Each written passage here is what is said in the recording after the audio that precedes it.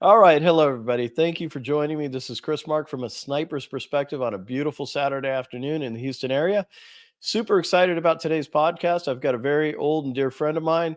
It's going to be Doc Bill Brown, Senior Chief, retired Special Amphibious Reconnaissance Corpsman. Now, before we get started, let me once again just give a shout out to two groups I hope you guys consider supporting. We've got the Recon Sniper Foundation and the Marine Reconnaissance Foundation. You can go to reconsniperfoundation.org or you can go reconfoundation.org. Both of these organizations help Bill and my brothers and sisters that are going through hard times, whether it's they've lost a loved one or they've lost a job or they just need some help. So again, Recon Sniper Foundation, Marine Reconnaissance Foundation.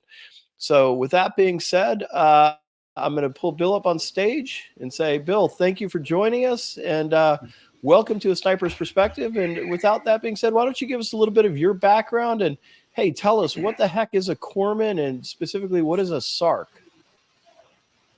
All right. Thank you for having me here on your podcast. I greatly appreciate it. I've actually been looking forward to it. What is a Special Amphibious Reconnaissance Corpsman? And a lot of people don't even know what that is, including people in the Navy and the Marine Corps.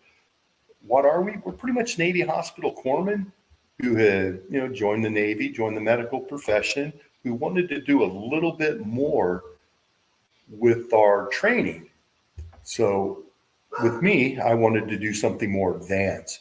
So I, many years ago, this is late 80s, not that I'm that old, but I was working at a hospital, doing the typical Navy corpsman stuff. I'm not going to get into wiping butts and, putting Foley catheter in guys. Just not going to get into all that, but maybe later on I'll get some good stories. But what is a Special Amphibious Reconnaissance Corpsman? It's pretty much a corpsman that supports Marine recon units, force recon units, battalion recon units, company recon units, MARSOC, the Marine Special Operations Command, JSOC, Dev Group, all those other high-speed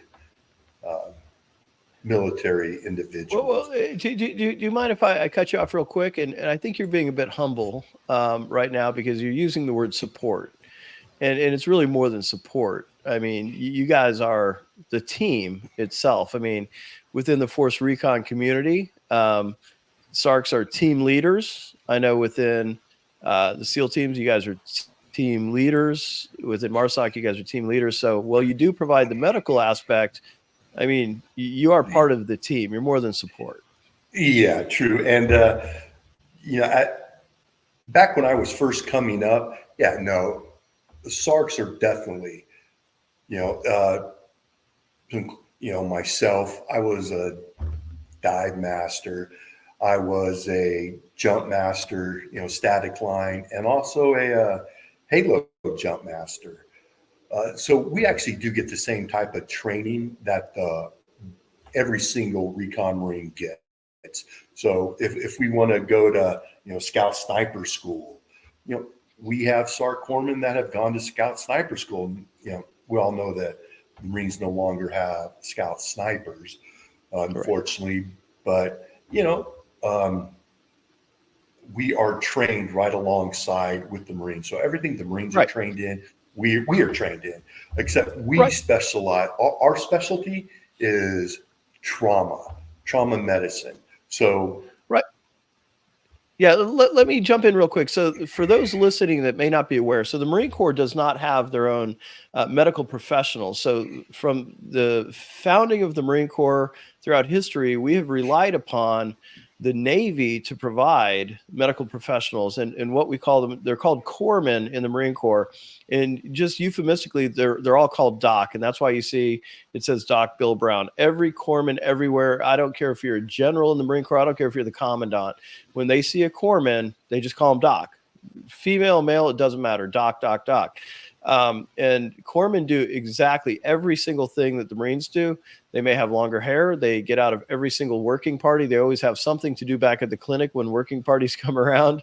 They put their hands in their pockets. But when training comes around, They're right there training beside Marines. They do everything they do, but they save our lives. With that being said, Bill, I found a couple of pictures of you, but with that being said, how long is the medical training to become a SARC? I believe it's, and correct me if I'm wrong, but we're talking special operations medical training. It's a couple of years, isn't it? Correct. Yeah. The first thing we do is we go through the basic hospital corpsman school, 3 months long. Once we get done with that, then we would go to the Sergeant Special Medical Sergeant's course with the Army, which is better known as 18 Delta training. So all SF Army medics go through this year-long course to be, better trained in trauma. So we have the first, 3 months of training. Then we go through that year-long training. And then after that year-long training, we also get training in hyperbaric medicine. We get training in surgical suites and how to do, different types of different surgeries. So if one of our Marines get blown up, God forbid, we need to amputate a leg, we're trained to amputate a leg. We're trained to do x-rays on it. We're trained to do external fixators on people's legs. So anything an emergency room doctor can do in the emergency room, that's pretty much what we're there for the Marines. Now, if no one gets hurt, well, yeah, then we are just a Navy guy doing whatever the Marines do. So right. If we're being a radio operator at the time, doing comm checks, or in my case, being a jump master, throwing Marines out of the aircraft during a mission or something like that, we were trained in all aspects. So the medical course is actually a couple of years long, and it is very tough. We actually learn a lot. We don't get a lot of theory behind it. We're doctors and PAs and, all of the healthcare providers. They get a lot of theory on why you're doing something. And we do get some theory, but mainly it's, oh, you're bleeding. Let me stick a finger in that. Okay, well, we stopped it. We know we're going to save their life. So, we're Hey, the correct me if I'm wrong, but doctors didn't you know have that, to do they're gonna didn't be- you have to do a few months in a didn't you have to do a few months in a trauma ward in like the Bronx or somewhere, or New Orleans or something? Yes. I actually did 1 month at King's Hospital in New York City. It's one of the busiest hospitals in the United States, where I was actually paired up with an intern doing his rotations. And it was the funniest thing in the world because, here we are, we're just medical people going through training. He has had, 8 years of medical training, and I'm on my, year of medical training, and people are coming in with gunshot wounds. And I had one guy that got pistol whipped in the head, and I literally had to put in over 108 stitches in this guy's head. And Wow. this is pretty much what the doctor said. He's like, have you ever did sutures before? I'm like, oh yeah, I've done sutures before. Granted, not on that level, but so I have this guy sit down, and the doctor's like, well, go to it. And I'm like, cool. So man, I'm like suturing away on this guy, and I'm almost done. And the doctor comes back in. He's like, man, you're actually doing a fairly good job. And I'm like, well, thanks. I got a lot of experience, And then the doctor's like, a little advice though. Next time, if the guy has black hair, you may not want to use black sutures. It's going to be really hard to take those out. And I was like, you know what? You're right. And then as I was leaving going, I really won't be here in 3 weeks. It's not going to be my problem. But, it was a great place to learn. And it was definitely a learning experience. And I still remember that to this day. And, make sure you have the right color sutures. But yeah, I work at King's Hospital. So that's a good lesson for all of us. And again, for anybody that's not familiar, the 18 Delta course is the Special Forces Sergeant's Medical Course that all special operators go through, whether or not you're a Green Beret, a pararescueman from the Air Force, a SARC, anybody. And it is considered one of the premier medical courses in the entire world. And Bill, correct me if I'm wrong, but you guys overseas are allowed to do things in the United States you'd be required to have a license for. You're allowed to deliver babies and do surgery and pull teeth and do all kinds of stuff. Is that an accurate statement? Oh, that's definitely an accurate statement. When we actually deploy, our mission is to make sure that we can keep our Marines alive for at least 72 hours without advanced medical care. So we are the advanced medical care. Wow. So again, if someone comes in and gets shot or something, our job, our mission is to make sure that we keep them alive for 72 hours or until we can actually, evac them to a more advanced surgical company or someplace that can do more long-term care. But awesome. yes, Well, so I found some pictures of you, Bill, that, again, you and I have known each other a long time, so I'm going to pull some up.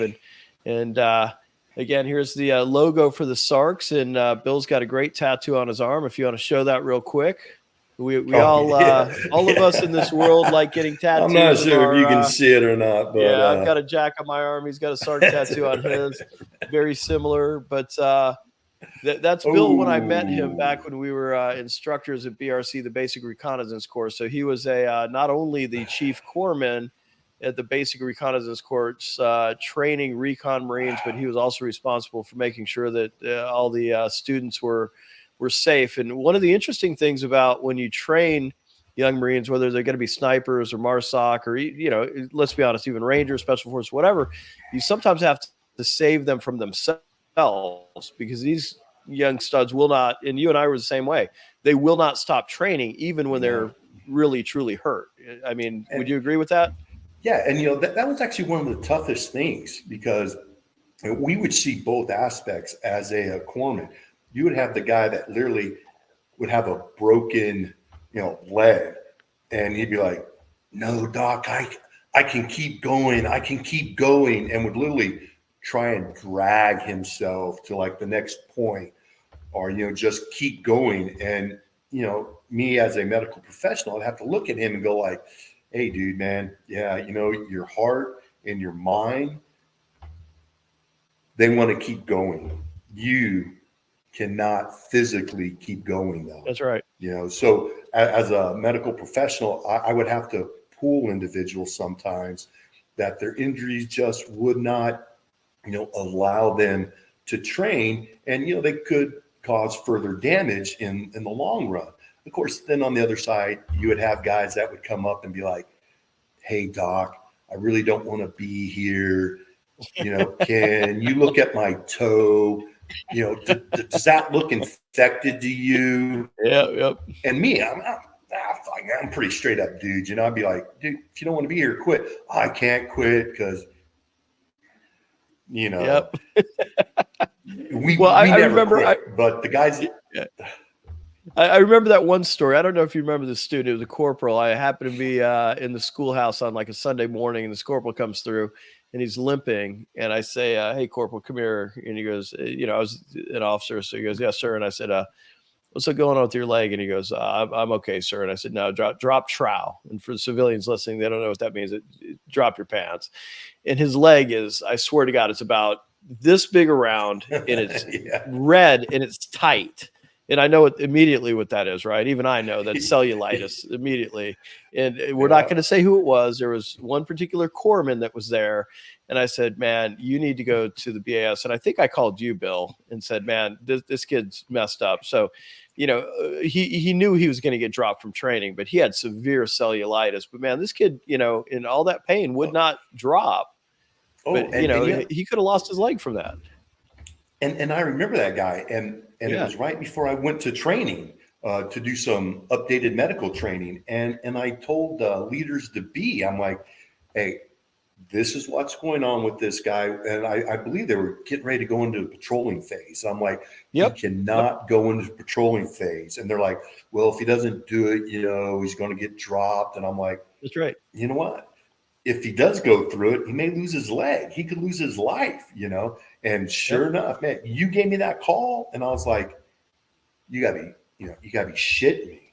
And after a couple of telephone calls, yeah, he actually ended up in the hospital, for a couple of days on an IV antibiotic. And when I was livid, man, I was pissed because, we're there to make sure that stuff like that doesn't happen.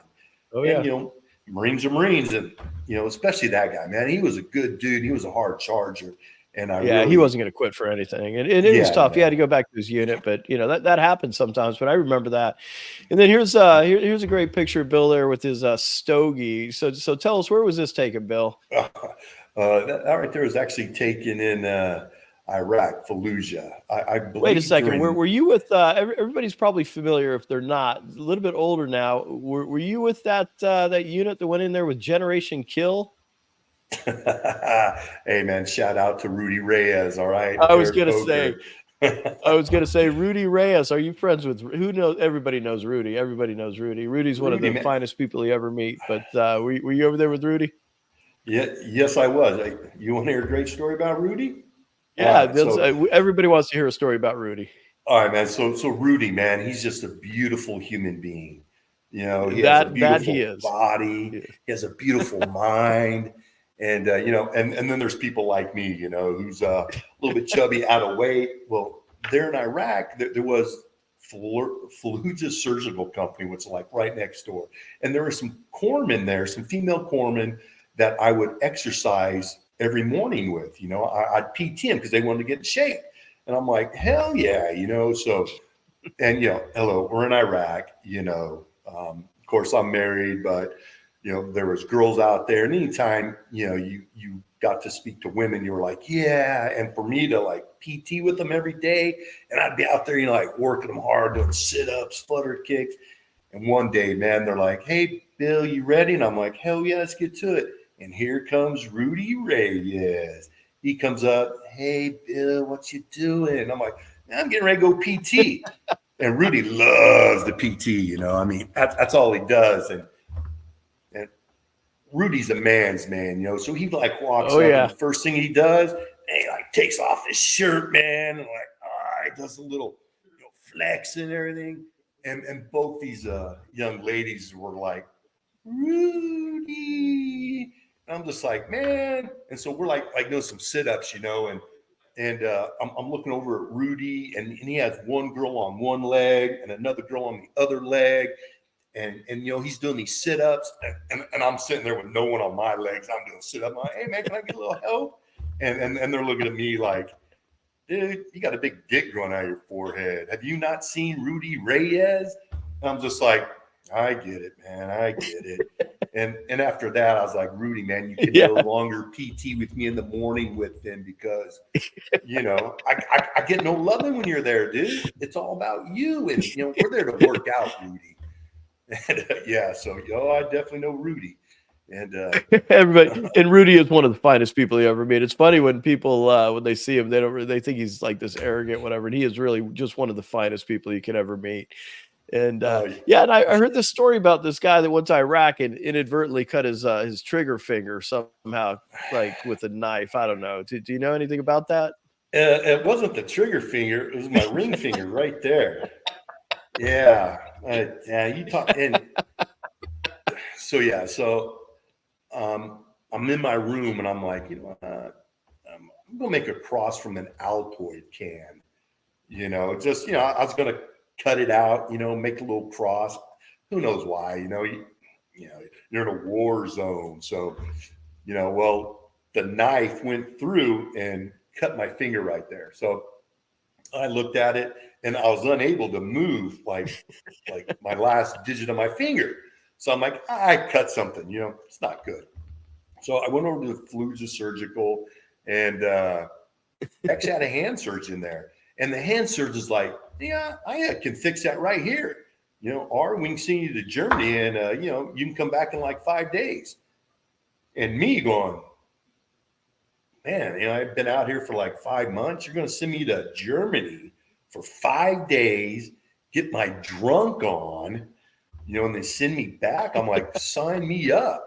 So, I went and I told the XO, I'm like, hey, sir, I got this opportunity, and the XO's like, hey, did a bomb go off to make you cut it? I'm like, nah, it's just something stupid. He goes like, he was trying to correlate it with, something that happened in combat, to get the big, purple heart. I'm like, nah, so it's just me being stupid, but I got this chance to go to Germany to drink beer for 5 days.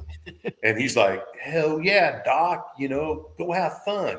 So, I get there and it was like, the first day, been there for, I don't know, maybe 6 hours, and I'm seeing their specialist. And he looks at my hand and he goes, oh yeah, we can't fix that here. We're going to send you back to the States. And I was like, no. Just send me back to Iraq. There's a hand surgeon there who can fix it. And he's like, no, we're not going to send you back to Iraq. We're going to send you back to the States. And so like the next 5 days, was drinking, bummed out because I was going back to the States. And but it turned out okay. Besides missing, a couple of weeks of the deployment, I did get to hang out in Germany with the Army German lady. She was a sergeant first class who flew it in German, and she showed me all around. We went to some cigar stores, and I told my wife, I'm like, hey, I'm coming home, combat injury. But yeah, it sucked, and I still catch shit for it to this day. Thanks, Chris. Yeah, I mean, Yeah. I had to bring it up on here, man.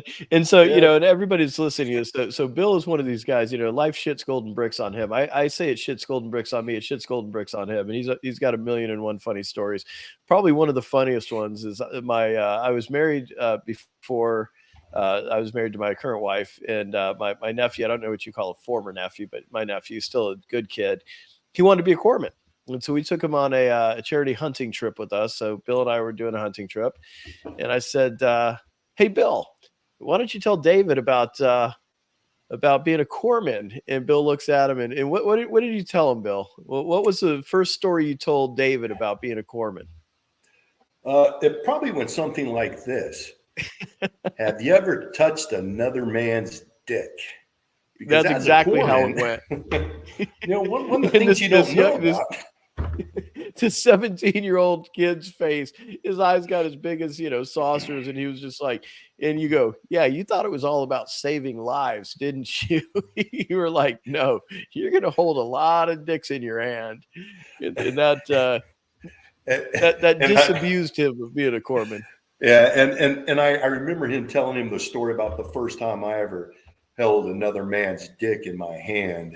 Yep. And I was actually working at Balboa Hospital inside the ICU, and I had to put a Foley catheter into a young Marine. And so, I guess, you kind of hold it like this here, and you're sticking, I mean, with us, we got to like, man, but with him, I was sticking this Foley catheter inside his dick, and on TV, there was a golf channel, and they were talking about washing golf balls with the little machine that you go out there and it cleans the golf ball. And here I am, man. I'm like holding this guy's dick in my hand. People are watching me. I never touched another man's dick before. I'm just like, hey, how are you doing? You having a good time? And yeah, it was not one of my proudest moments, and I don't think your nephew thought so either. Because, yeah, well, he did not go into the military after that. It's okay. And here's a great picture of you. Looks like you're rocking the LAR 5 dive gear here. Civilians are always surprised when they think that it's all about scuba, and they don't realize that the vast majority of diving is what we call UBA, which is it's a rebreather, and it looks like you got a pair of either rocket or jet fins behind you. Those look like rocket fins, aren't they? Yeah, those are pretty much the standard issue, and I still have those exact fins. I've had those things since early 90s, and they're still functional and they're still great. Oh, yeah. And And they will work the hell out of your hip flexors and your thighs too, man. Those things, if you can work them, man, they are certainly rocket fins for a reason, but boy, they will work the hell out of your legs. and that's the reason why we do a lot of flutter kicks and hello dollies, man, to Yeah, get those yeah. leg muscles strong to work those fins. Yeah, man, Yeah. those are some great picture there. And then one of my favorites. So here's so Bill was also a military free fall instructor again as a corpsman. You're not just supporting the team, you're a part of the team. So Bill did a tour teaching people how to jump out of planes at high altitude. And one of the stories, Bill, I hope you'll share with all the listeners right now is, and you told me this one years ago, but tell me about that time that free fall student was spinning out of control. Oh man, yeah. So you know, I've always loved to skydive, and there was an opportunity for me to become a military free fall instructor. No recon corpsman has ever been one. I did not And know that. yeah, no, Interesting. I have been the only one, and there will probably never be another one, probably because of me. But man, he's talking about just a great job. And so once you do become an instructor, you go through a 3-month course to learn how to instruct people in skydiving, military free fall. And at the very end, you have your evals. So you jump with a qualified military instructor. Um, and it was my last jump to get certified to jump out on my own. And, they always send you out with someone who's not very stable in the air. And so, we go out and this guy just starts spinning, like violently spinning one way. And once he started spinning, he actually dropped a little bit lower than me. So he's like 30 feet below me. We just got out of the aircraft and he's spinning. I'm like, holy crap, man, I got to stop this guy. His life's in my hands. So I like going to like a modified Delta, to get down to him real quick. And he's just spinning. And just like, I was like, ah, and I tackled him inside the air right as his leg comes around, hits me inside the nose, broke my nose, and just blood just like shot up everywhere. And I'm actually hanging on to this guy, like bear hugging him. I can't see anything. My goggles are filled with blood. At that time, I had an open face mask, so my face was exposed. And we were still spinning up there. So, I had to kind of like feel my way around to grab his harness and everything. And then what I didn't know, because I couldn't see it's called your shadow instructor, who was a Master Chief SEAL, actually came in right next to me and docked on the other side of this guy. His body position was, and he had combat equipment on, so it just wasn't like, a regular jump. He had, a big heavy ruck that weighed 55 pounds. He had his rifle on him. And so the whole way to the ground, we were spinning, and I couldn't see anything. And what finally happened was my didder in my ear went off. Yep. And what a didder is just lets you know, hey, Yep. it's time to pull your parachute if you want to live. Yeah, so, if you want to live, dummy. So I actually give him a 4, so he pulls, and you can feel him like take off above you. I slightly turn a little bit, and then I pull. I get under canopy. I lift up my goggles, and I'm just in excruciating pain. And I fucking land on the ground. Totally missed the DZ. I landed like 1,000 yards off, just because I couldn't see where we were in perspective to the drop zone. So we landed way off. My instructor, who was teaching me to be an instructor, landed with me. He asked me, "Hey, you all right?" I'm like, yeah. The vehicle came up, picked us up. I go to the rigging sheds, and people are like, "Hey, dude, you all right? You all right?" Yeah. And I go in the bathroom and just fucking feel blood, and I'm cleaning everything off. And this other Navy guy comes in, his name was Justin. And he was a cameraman who got it all on camera. And he's like, "Oh, dude, man, you're all right." He goes, "Man, blood everywhere. You know, it was cool. You could see it coming off of you." And then, like, his next words were, "All right, man, you're on the next lift, so make sure you hurry up and pack up and get back up there." And here I'm like, "Dude, I'm hurt. You think they cared?" Nah, they didn't. But man, I mean, it's amazing how violent when those guys are spinning around. Oh yeah, man. Yeah. Like that. I was gonna. And You sent me a little video clip. I couldn't get to upload here, and I apologize for that. But yeah, I think it's always interesting. People think, and I'm a disabled vet. You're a disabled vet, and I know you've got back problems and stuff like that. And so many people think that these disabilities only come from combat, right? And I'm like, yeah, the training takes a toll on you. I mean, this is high risk training for a reason. I mean, I've had multiple surgeries, broken bones, dislocations. You have, the training is rough for a reason, and it wears your body out. And I think not a lot of people appreciate how much it takes a toll on your body. oh yeah, And especially in all those jumps at either free fall school or training jumps at your unit. Not every landing's a nice landing. And oh yeah, and what gets people is our egos, where everyone always wants to prove that they're better than everyone else at doing something. Yep. So one of the things we used to do is put something on the ground and be like, "Hey, whoever lands the farthest away buys all the beer." That's right. That's right. And then the person that gets the closest gets a drink free, all night long.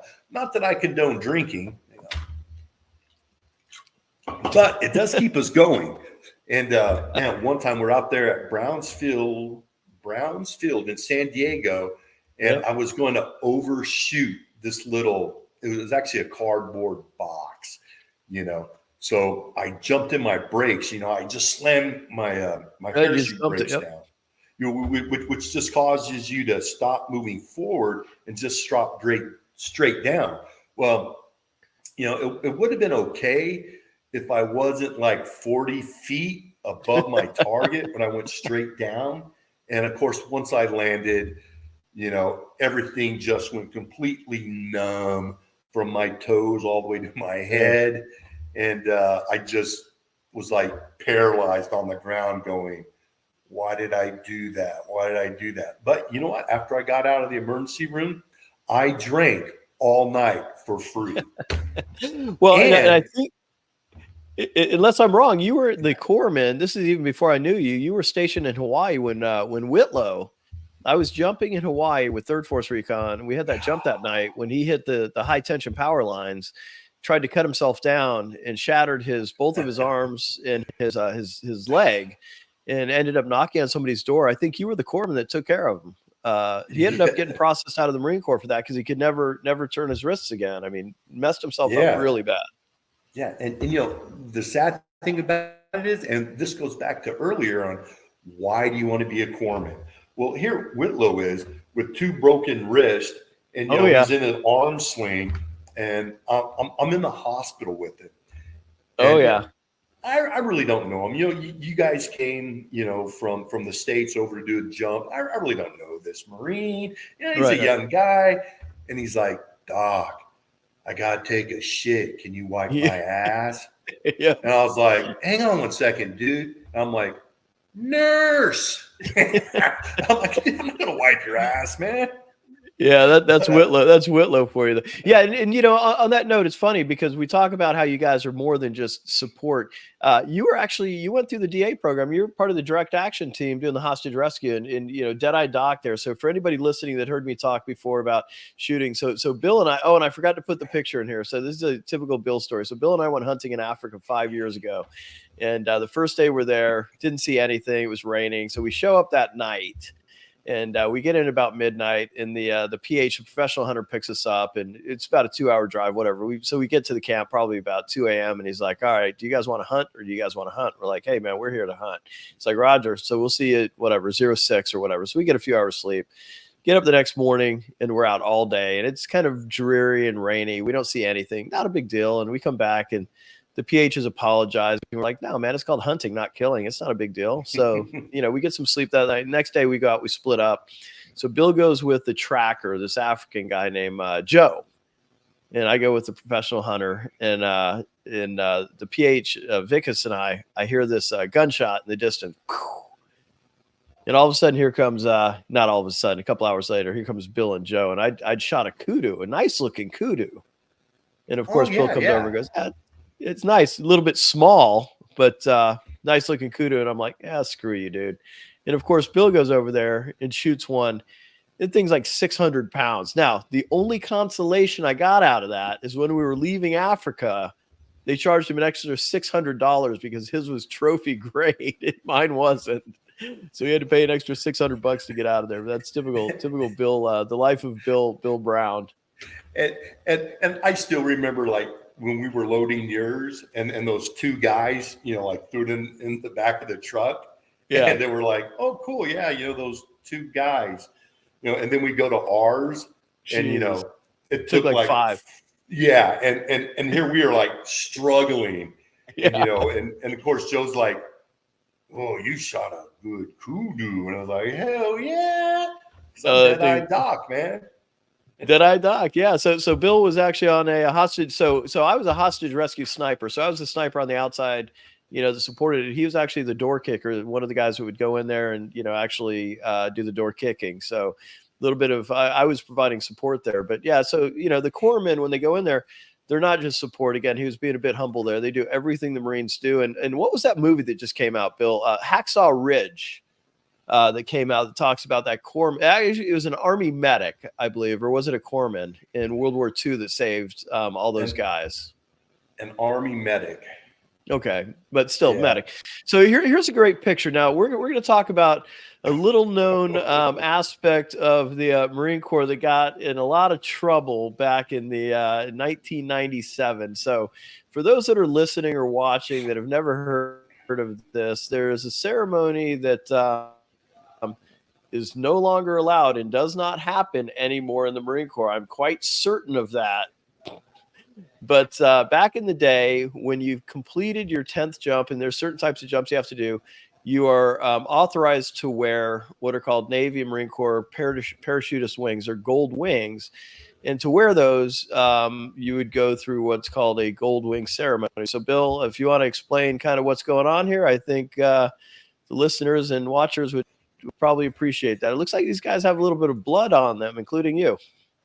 Yeah, it's amazing. I'm on the one on the right, looking down at my, bleeding chest there. But whenever you do get your gold wings, you have the ceremony, and what it entails is, you get a bunch of beer, you get a bunch of people that already have their gold wings, and those people that already have their gold wings present you your own gold wings. Now, when they present them to you, they're kind enough to put them, actually attach them to your white T-shirt, and then they tack them in. And, they tack them in sometimes with helmets, their fist, benches, other body parts. So, it's quite exhilarating and fun. And I remember, man, we had a guy named Andrew. The guy was like 6'5", just big, and in his arms were like 4 feet long. I mean, he had these arms that were just like friggin' huge.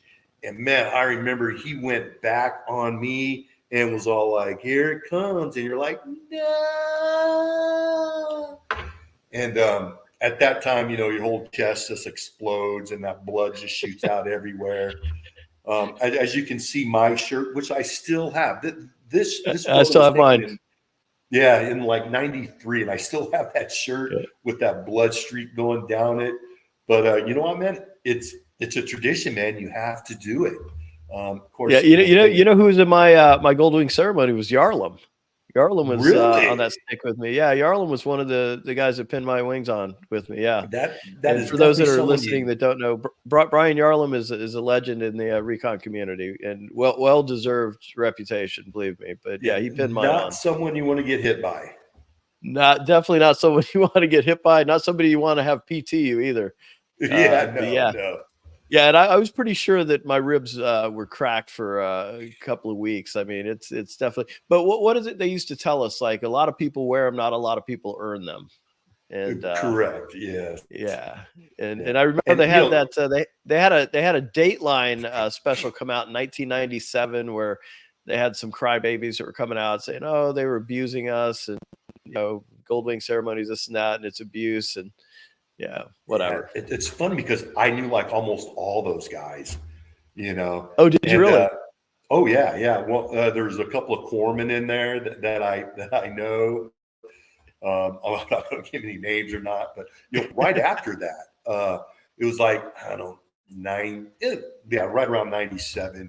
I had a major that was in charge of us, and we had literally a general come down to our unit and explain to us, you can no longer do gold wing ceremonies. And our major was just a lead sled, so he just had lead jump wings on. They weren't the gold ones, and Right, right. and this guy was literally one of the best officers that I knew. He was by the book. He would always ask you that one question no one knew and would expect you to find it before any training was done. He was just stellar. His dad was a general. His dad was actually the commander of 1/6, The Walking Dead. So it's what But General Smith was it? I'm not going to give any names, all right? But Okay. then he came up and he's all like, he went up to Gunny Gillespie. He's like, I want my gold jump wings. And this is right after that big, Yeah. general going, no. And Gillespie's all like, say no more. Don't open your mouth again. Bring 4 cases of Corona to the Paraloft. Bring your Kevlar, white Yeah. shirt. Be there Yeah. at 4:00. And man, he was there and this is totally out of character for him. I mean, you talk about such a great officer, he showed up and we politely gave him his gold wings. And when it was said and done, it was like, this never happened. And we were like, Yep. see you tomorrow at PT if you can make it. But but yeah, gold wing ceremonies were definitely Yeah, a I've still treat. got my gold wings still they're framed with that piece of t-shirt Oh, nice. that I got them with. Yeah, and it's still people look at them once in a while and go, "Why does it look like you got ketchup on that t-shirt?" I'm like, "Yeah, that's not really ketchup on there." But yeah, Yeah, yeah. yeah. Little part of the Marine Corps people don't know. So anybody listening to this, don't report us to Dateline. We've been out a long time. And so that being said, again, Bill, I really appreciate you coming on here and giving us a little bit of insight into SARCs. And for those that are looking, career wise, I mean, again, people don't realize this is one of those jobs that's really kind of the unsung heroes. People talk about being Marines and stuff like that. You will see these folks in formation, walking with Marines. They can, believe it or not, as a Navy corpsman, they changed the regulations a number of years ago where you can opt to wear Marine Corps uniforms now. So you can actually be a hospital corpsman and you can wear Marine Corps uniforms. That means you also have to have Marine Corps regulation haircut and all stuff like that. And by and large, you may not even realize that these are not Marines. They are actually, naval personnel. They're sailors. They train like Marines. They're just as tough as Marines. They go through the same training. They go through sniper school. They go through Freefall school. They do everything else. The big fundamental difference is they are also some of the most highly trained medical personnel in the entire world. And again, they're called Special Amphibious Reconnaissance Corpsmen. So with that being said, if I can, again, anybody that's listening to us, there are 2 organizations I would ask you to consider. Go to their websites, reconsniperfoundation.org and Marine Reconnaissance Foundation. That's the Marine Reconnaissance Foundation.org. Think about contributing. Bill, I really appreciate all the funny, amusing stories. You're always ready for a good time. And I really appreciate you donating your time to get on here, and we're going to have you back again. So with that being said, got any parting words for everybody? Hey, I really just want to hamper on what you just said. The Marine Reconnaissance Foundation and the Recon Sniper Foundation, they do excellent work. They have a program for Gold Star families, which is second to none. they could use all the support in which you can give them. And they are just an amazing organization. So please support them. And hey, Chris, thank you for, it's always a good time hanging out with you. Even though you're a sniper, I can get you up to my standards fairly quick. A couple more training sessions. Bill does shoot better than me, by the way. So I do admit to that. And, we'll take you out to the range and get it done, son. You'll be good. All right. Hey, awesome, Doc. But thanks for having me. Thanks again, Doc. All right, guys. Hey, thanks everybody for listening. We'll have another podcast for you coming up soon. Thanks, everybody. All right. Have a great day.